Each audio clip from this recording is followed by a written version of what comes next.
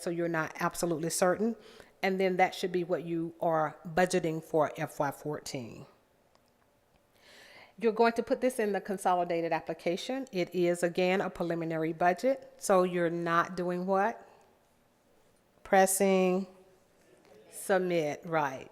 Most of you already know that you put this budget in the consolidated application. So I know you're wondering, why are you telling us stuff that you already know?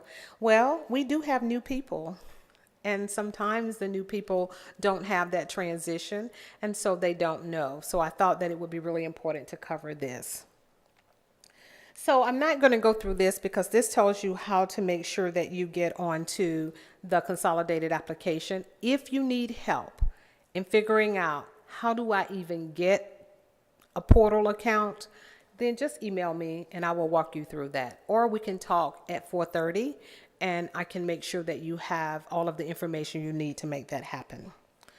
So the last bullet here is really important. You want to make sure that you provide us sufficient detail so that we can determine what you want to buy. Let me give you an example. Well, an acceptable example is here on the screen. So what we typically get is science equipment at $250,000. We get supplies at $300,000. We get computers, not how many, not for what. So we started last year making sure that you had sufficient details for us to determine what you're actually trying to purchase. However, the most important thing is it should align with your scope of work. Go back to your scope of work. If you really have a STEM initiative, for example, that I have as an example that I have on the screen, and you need to purchase 18 STEM lab materials or lab support kits for your science teachers, the 18 and how much it costs will be in your consolidated application budget. The rationale should be in your scope of work. Why do you want to do this? How is this going to help you improve student achievement or even teacher or coaches, how professional learning for your teachers or your coaches? We have to have those specific details. Now, a very strong scope of work and a budget will not make it difficult for an analyst to see exactly what page a budget item is on your scope of work. Those are very aligned. So you might say that you want to purchase 18 STEM lab support kits for each science teacher at the middle school, and then you will put it on page 18. It's on page 18 in your scope of work under, maybe it's under standards and assessment. That way, we have no questions. Now, I know these are like little nitty-gritty details, but these are the things that keep you from having your budgets approved in a timely manner. And also, it's very frustrating when you have to go back and forth and you're ready to make your purchases and we are holding your budgets up. And the we really is me. So I can't put it on anybody else. Next one. And then you're going to upload your revised scope of work. Now, this is really important. So last year we said, upload your scope of work on the programs tab in the consolidated application. It was very clear to me, but we got them uploaded to SharePoint and we got them submitted by email. So please upload them to your scope of work because upload your scope of work to the consolidated application because that is our repository, our verification that we have the appropriate documents that you want us to look at. And don't forget that you're going to put in your scope of work year 1, year 2, year 3. Those are the things you achieved. And then year 4, what you intend to achieve. So again, the short versions that you used in year 2 and year 3 will not work. And again, do not press submit. Once you have uploaded your scope of work as well as completed the budget part in the consolidated application, then you need to send to Theon or Roderick, your fiscal analyst, that you have done that and they will review it and they will get back with you in the next slide. In case you forgot who your analysts were. Okay, So I've already talked about that, so you can go through the next one. So for the FY14 allocation will be submitted to the state board. We will actually ask the state board to approve your allocation in September, which means we have to have everything that we need by August 15th. This gives us an opportunity to go through the process that we need to go through, which then means all of your funds will be available for actual expenditures beginning with October 1. Okay? Okay, we just went through that. Oh, I actually need you to go back. Sorry. I wanted to mention this because I know that some of you actually will be helping the person in your district who actually will be submitting the consolidated application. And the first thing that they're going to do is say, oops, we cannot put indirect costs. And that's because indirect costs will not allow you to calculate a negative. You will not have an allocation, but you will be able to actually put your budget information in, and that's why you're not pressing the submit button. So here are the codes that you need to use for your indirect costs. And then once your budget has been approved by the board, and then we have approved it, once it has been approved by the board and we send you notification, then you will want to change it to the appropriate codes. Now you're going to say, I know, financial person, these are not the right codes, but the real codes will not work. So you will definitely need to use these codes. Okay, next one. Now this one is really important. Remember earlier I said that you really need to provide us very specific details. This is the one item that we will allow you to provide general details. We are not asking for specifics around merit pay. You have to budget the full amount received for merit pay. So in your allocation sheet, you saw that your allocation was $13 million, and $3 million of that $13 million had to be set aside for merit pay. We're expecting to see in this function and object for administrators and for teachers the full $3 million, for example. So you can't hold it back like you've been holding it back in FY11, FY12, or FY13. You have to budget the full amount. You do have flexibility in not putting in those specific details. And we will talk about that why in a little bit later. Now, I want to mention for those districts with priority schools and SIG Cohort 1 schools. Cohort 1 schools will not have funding this year. Their funds ended. But those schools were the schools that we identified in Race to the Top as lowest achieving schools. So the expectation is that you will continue to support those schools. You may use your RT3 to support those schools. You may use your RT3 to support those schools, which means you can support those schools in any of the non-negotiables that are still required for those schools. It is appropriate to use RT3 for that. That does not mean that you have to give the school an allocation. It does not prohibit you from giving the school an allocation from your RT3, but it doesn't mean that you have to. But support services that they need in order to have increased learning time, or the math coach that they might need, it is permissible to use RT3 funds to do that. Okay? You have to, most important thing, you have to budget for every penny of your merit pay, and don't forget about your lowest achieving schools. The other thing I wanted to mention, though, is that your RT3 are not limited just to your Title I schools, nor to your lowest achieving schools. You can use your RT3 for any school. So if you need to have training, professional learning, capacity building, leadership development at any school, your RT3 funds are permissible to use in that way.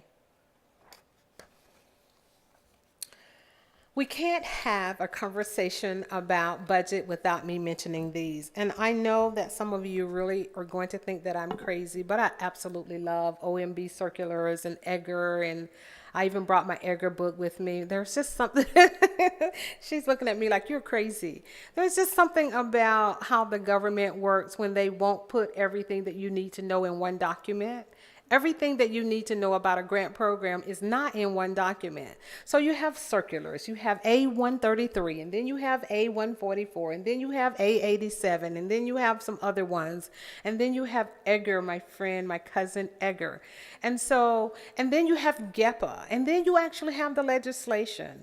And so it's never, all the answers are never in one place. And I don't really understand why, but it's fascinating to me to think that we couldn't get everybody together to figure it out. So I have figured it out for you. So if you will just go look at these circulars, and your federal programs people, they know this. If some of you have people who used to work at the Department of Education and they were in Title I, they know this stuff because we made sure we did. But these documents can be your friend. They help you to figure out, is it permissible to spend funds in the way that you are intending to spend them? The next one, okay. And again, this is Mr. Edgar. So I'm actually not going to go through all of those. I saw the panic look on your face. I'm not going to go through each of them. I put them here because we are going to have a session later on in the year. These things will be very important to you. I do want to highlight, though, the first one. This is the attribution statement. So as you're beginning to develop documents using RT3 funds, any federal funds for that matter, really, you have to use an attribution statement. And we sent it out earlier, but I can send it back out again. It's actually the statement that says, although I use federal money, the federal government doesn't necessarily agree with what I'm doing. So it's their disclaimer. So it's really kind of interesting, isn't it? They make us do it, and then they make us write, well, yeah, but the federal government doesn't necessarily agree with it. So a lot of us haven't been using the attribution statement, and don't go think you have to put it on every single thing that you ever print. But on major documents, you do need to put that statement. And then I wanted to show you the enforcement 80.43. I put the enforcement here not to be mean, but to make sure that you understand that we are obligated, we as the Georgia Department of Education is actually obligated to make sure that not only are you honoring the intent that you put in your scope of work, but also that you're spending money. And we have to abide by 80.43 of Edgar, which tells us when you don't do that, here are the things that we have to do. So I really am a wonderful person. And if you don't believe it, you can ask Carol Lane from Meriwether County. She will tell you that I am. But if you don't follow, the things that you have to follow, then we have to tell you no. That you really, and we don't really want to ask you for money back. So make sure you look at that one. And then the other one that's really important is 80.50. These are all the things that you have to do to close out your grant.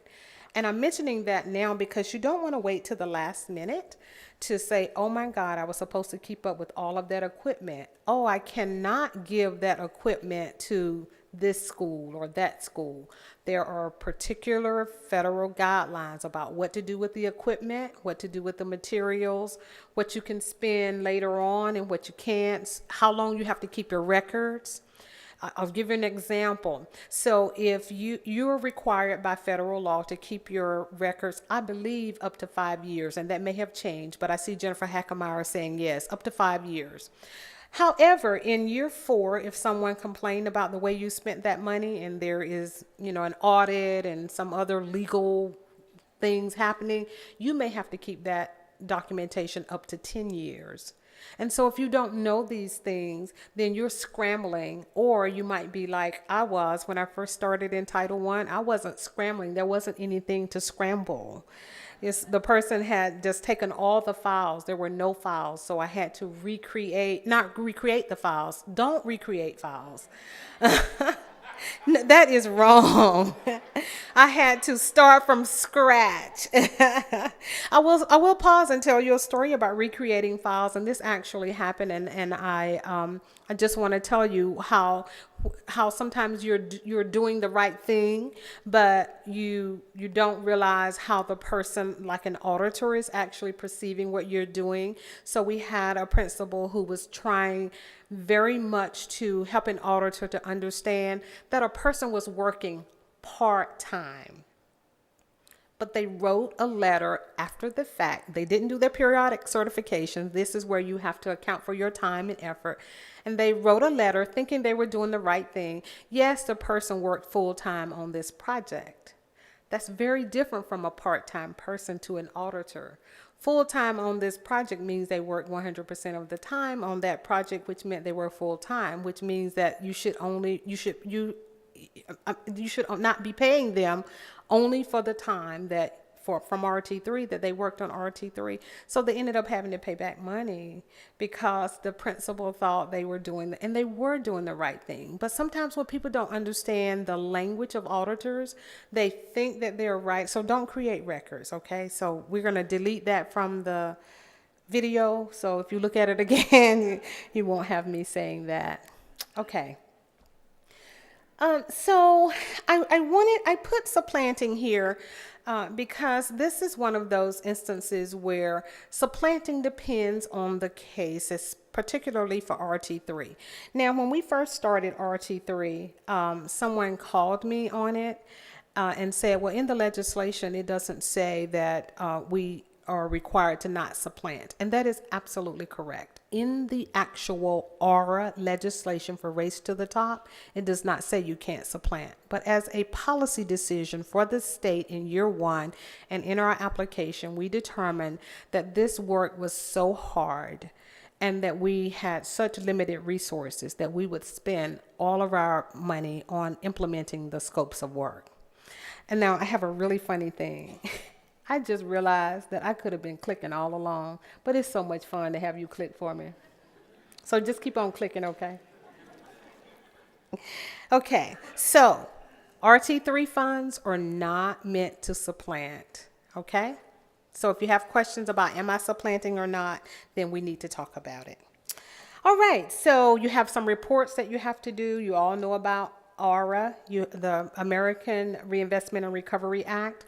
I'm putting 1511 infrastructure here because every time Melissa Siri and our other friends and advocates from the U.S. Department of Ed, friends and advocates, and as Mark Peavy would say, close and personal friends and advocates, they always ask, what information did you provide to the LEAs on 1511? And we always say, well, we didn't provide any information because it's about these things. It's about roads and mass transportation and water systems, so we don't. Well, now if they come visit you, you can say, yes, at Gale, they told us about 1511, okay? So forget about 1511 because we're not approving mass transportation systems, water systems, communication and utility systems. However, you know you're required for 1512. My only thing about 1512 is I want to make sure that you know you have to make sure that the data you're providing is accurate, because they hold you accountable for that data. And of course, we want you to submit the reports to us, your quarterly expenditure report by function and object between the dates of the fiscal year between October 1 and September 23rd. Those are the dates. And so your expenditure reports really should match those dates. Okay, I hope I didn't go through that too quickly, but like I said, I'm just repeating what we had on the webinar. I will be available if you have additional questions about the budget. What I really wanted to do was to spend quite a bit of time talking about merit bonuses. And so that's what so you can just kind of put aside the budget thinking, take off your budget hat now and put on your merit bonuses, although they're very related. So in Georgia's application, we actually committed to merit pay. We agreed in our scope of work that we will pay individual bonuses to teachers and principals, and that those bonuses would be tied to student achievement. And to make that happen, each LEA would reserve at that particular time 33%. So we were really serious about this, 33% of its funding for merit pay. But then we realized that that may have been too much. So we reduced the amount last year in FY13. So we gave you a new allocation. I want to share with you now actually the guidelines and how we've kind of worked out what do we do about merit bonuses, given that we have some things that we have not decided yet. So if you will, put on the screen a copy of the plan. I'm not the plan, I'm Clara. While they're doing that, I want you to know we do have copies for you. So you can get a copy when you're leaving of the actual plan. And secondly, I want you to know that we did not come up with the plan on our own at the DOE in isolation. We actually sent an email and asked for your suggestions and your recommendations. In addition to that, we asked some local school districts to come and be our thought partners around what should it look like. And I want to share with you what those folks told us. 4 points. So look at me, not at the screen right now. Yeah, 4 points. One was, Clara, we are committed